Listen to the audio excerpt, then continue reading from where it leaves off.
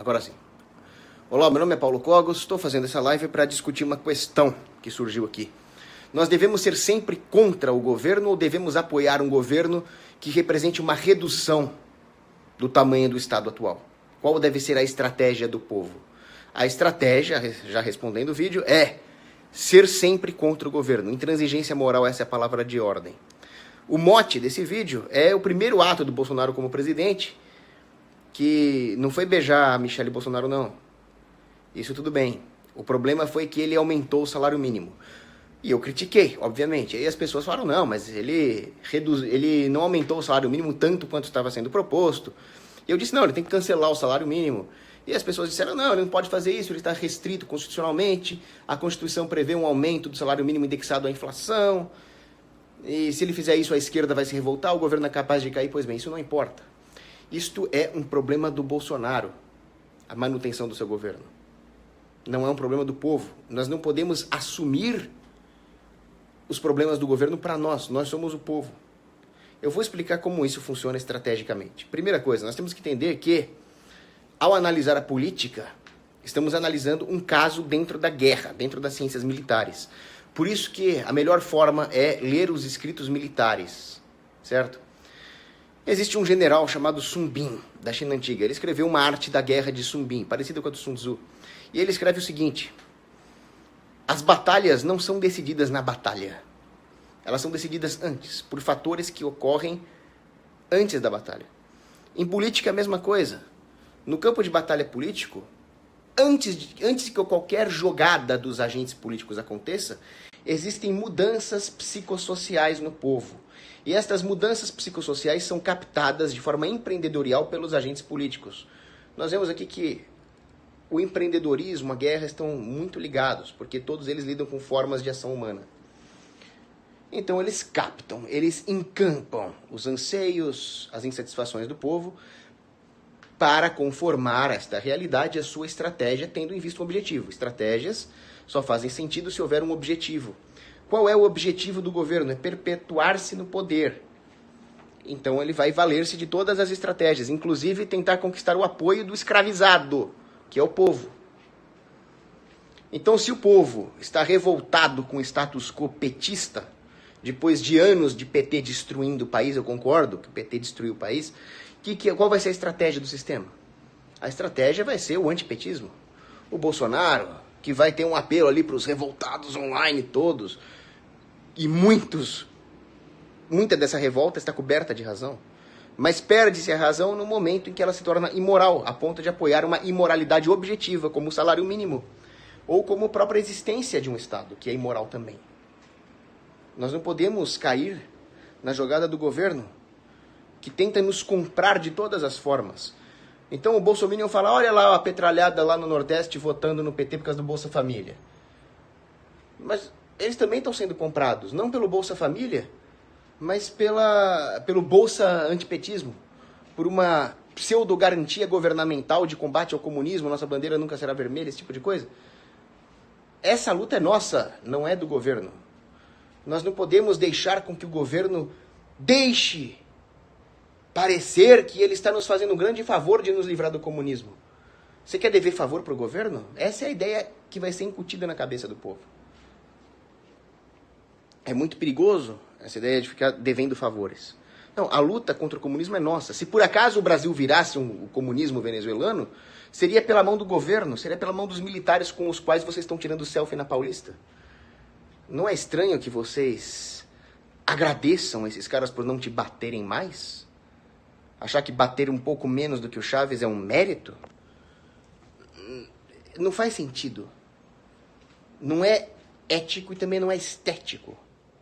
É uma coisa feia de se ver essa servidão voluntária.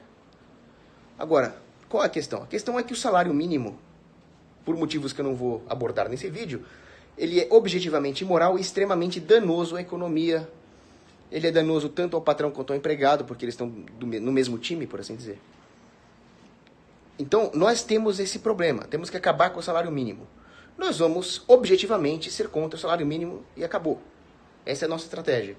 O Bolsonaro vai enfrentar problemas políticos se ele acabar com o salário mínimo? Isso não é meu problema. Vamos jogar o problema para a mão do inimigo. Essa é a estratégia. A estratégia é deixar a batata quente na mão do inimigo. Se vira, Bolsonaro. Eu sou contra o salário mínimo. Como você vai fazer para acabar com o salário mínimo? Não sei, não quero saber. Isso é um problema seu. Se o seu governo cair, isso também é um problema seu. Porque com isso nós vamos trazendo as pessoas, inclusive a própria massa, para o lado direito da janela de Overton. No momento em que nós temos essa intransigência moral, nós vamos abordar em discussões por que o salário mínimo é ruim, etc. E vamos trazendo as pessoas para o nosso lado. É assim que se combate. É um processo gradual. Não estou negando isso. Mas na nossa intransigência moral tem que ser agora. Tem que ser imediata. Nós só temos alguma chance de acabar com o establishment, ainda que de forma gradual, se nós não formos gradualistas. Isso me lembra um artigo do Manuel Lora, comentando Rothbard, onde ele fala, olha, a escravidão só acabou porque as pessoas são objetivamente contra a escravidão. Se elas caíssem na armadilha do pragmatismo, de achar que não, mas vamos abolir a escravidão aos poucos, nós nunca teríamos incutido psicossocialmente a ideia de que a escravidão é objetivamente errada e, portanto, nunca teríamos acabado com a escravidão. E com a escravidão estatal é a mesma coisa. É preciso ter essa ideia moral. Se as pessoas, por um passe de mágica, enxergassem a imoralidade do sistema e se rebelassem, o sistema acabava. É realista crer que isso vai acontecer? Não, não acredito em mágica. Inclusive, eu sou um pessimista. Agora, não é essa a questão. A questão é estratégica mesmo. A única estratégia plausível para um povo vai ser sempre contra o governo. Do contrário, o governo vai usar a própria flexibilidade moral da população contra ela, e é assim que os estados começam. Joga o problema para o governo. Nós não podemos assumir um problema de criar um dilema moral artificial.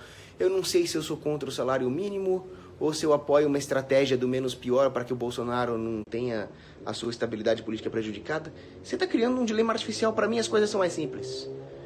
Elas não são mais fáceis, elas são mais simples. Eu sou objetivamente contra a imoralidade do salário mínimo. Bolsonaro se vira. Isso, mais uma vez, remete ao grande estrategista militar Sun Bin. Ele diz o seguinte, existem terrenos que são fáceis de defender. Imagina, você está num platô ali, o inimigo está numa planície abaixo do platô, fácil de defender. E existem terrenos que são letais. Existem terrenos que, quando o inimigo se propõe a atravessar, ele está se arriscando muito. O que Sun Bin recomendava? Estabeleça as suas operações defensivas num terreno fácil de ser defendido. Ele chamava de tenable terrains, eu li em inglês, né? E ataque o inimigo nos fatal terrains. No campo político, qual é a correspondência? A correspondência é a seguinte, o terreno facilmente defendido é o terreno moral. Se existe uma medida do governo que é imoral, a população tem o dever de se colocar contra. E isso é muito fácil de ser defendido. E acabou. O governo nunca vai conseguir se defender moralmente porque ele é, por definição, imoral. Se as pessoas tiverem isso na cabeça, defender a existência de um Estado e todas as contradições que advêm disso se torna fatal. E é aí que nós atacamos o governo. Os problemas que porventura sejam gerados vão ser um problema do governo, não um problema do povo. Vocês vão parar de me atacar e vão começar a atacar o governo. Olha que legal, olha que saudável, né?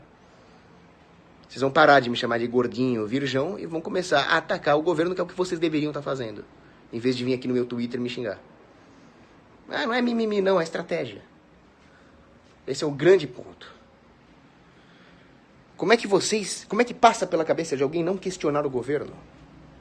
Olha, Sócrates, ele dizia o seguinte, a elevação do homem, a aquisição da excelência no homem está em questionar a si próprio e aos outros.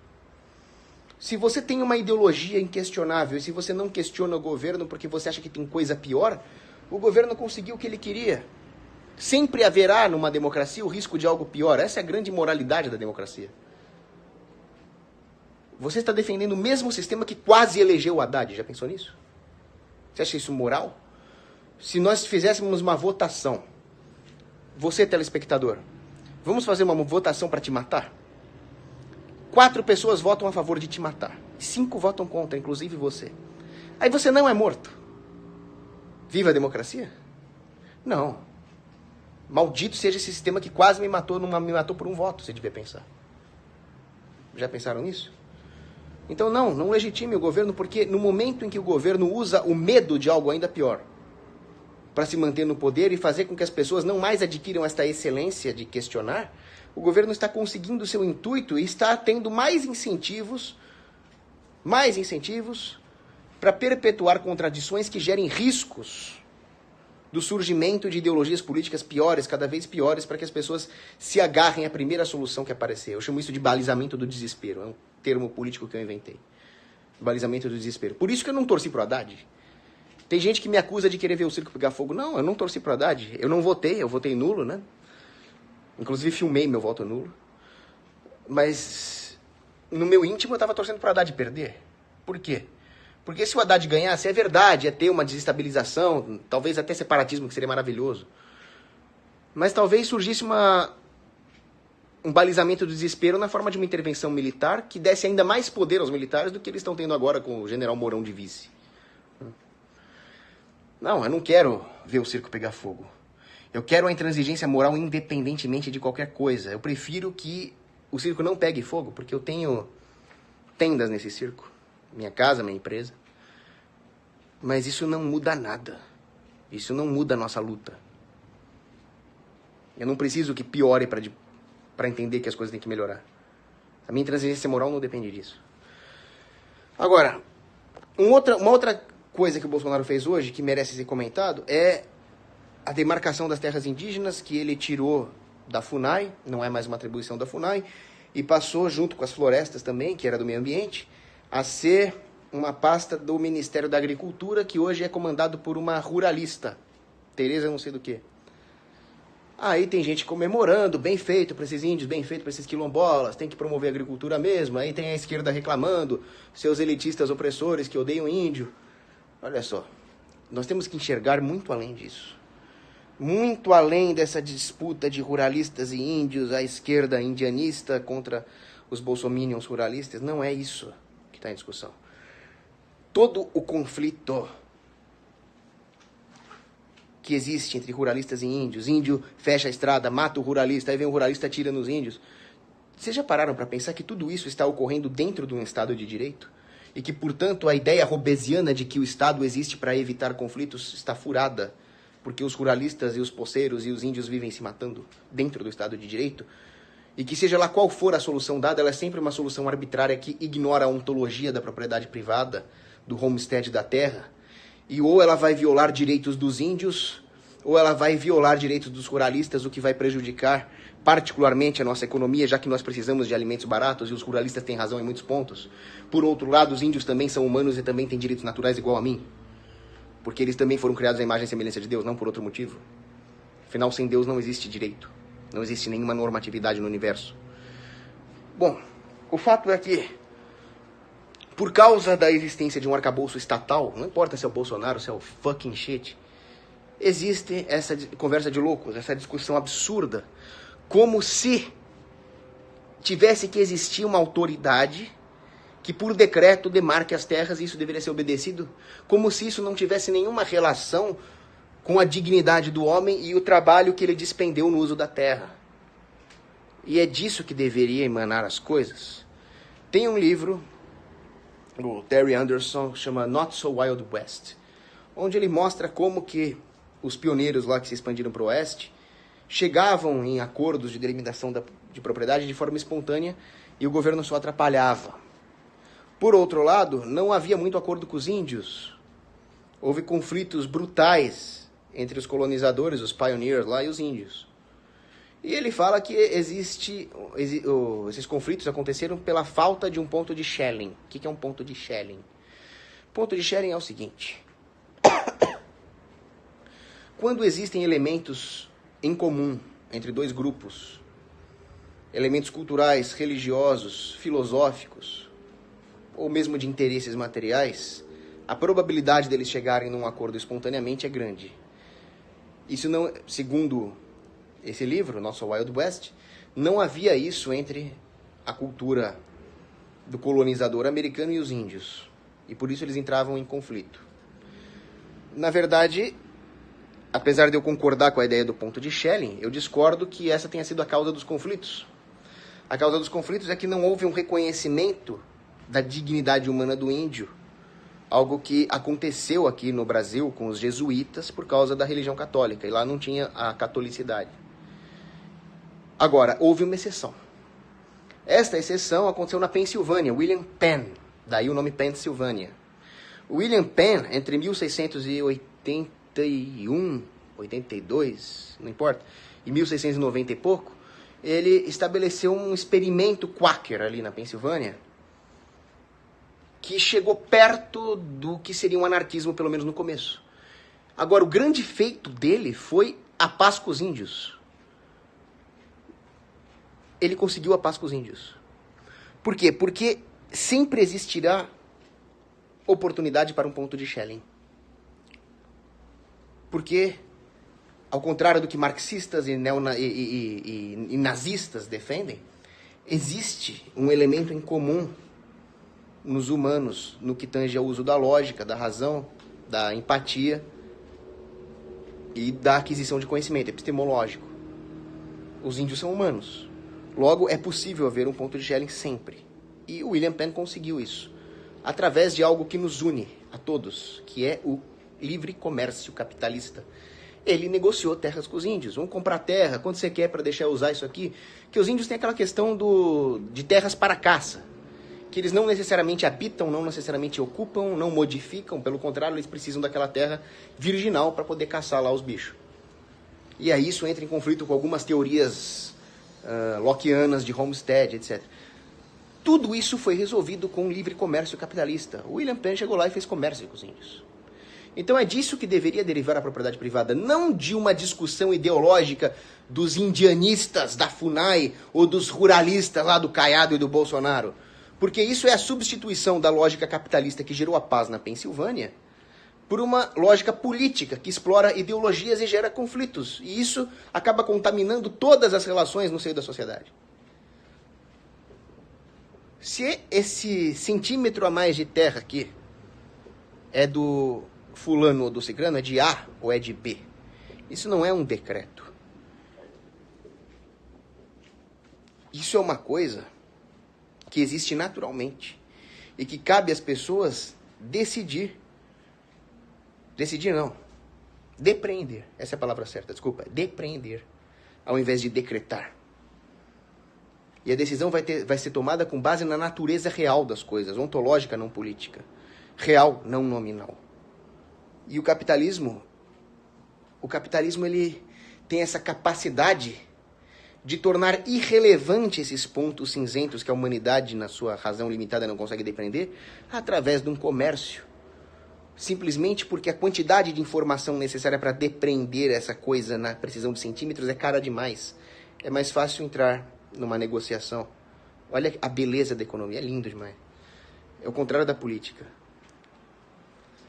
Então, nessa discussão de quem tem direito à terra, se é o índio ou se é o ruralista, qualquer coisa que substitua a lógica econômica pela lógica ideológico-política está errada. Mais um problema do Bolsonaro. É claro que os índios têm terra demais, que eles não usam e que lhes é demarcada por pura demagogia politicamente correta. É claro que precisa de mais terra sendo usada para agricultura. Mas não é esse o ponto. O ponto é uma questão de homestead, ao invés de gerar mais conflitos. Ou seja, no final das contas, a única estratégia possível é a intransigência moral. A recusa de lutar no campo de batalha onde o inimigo sempre vence, que é o campo de batalha político. E lutar no campo de batalha onde o inimigo do establishment sempre vai perder, que é o campo da moral, o campo da racionalidade, o campo do capitalismo de livre mercado, onde toda a falsidade do sistema será exposta.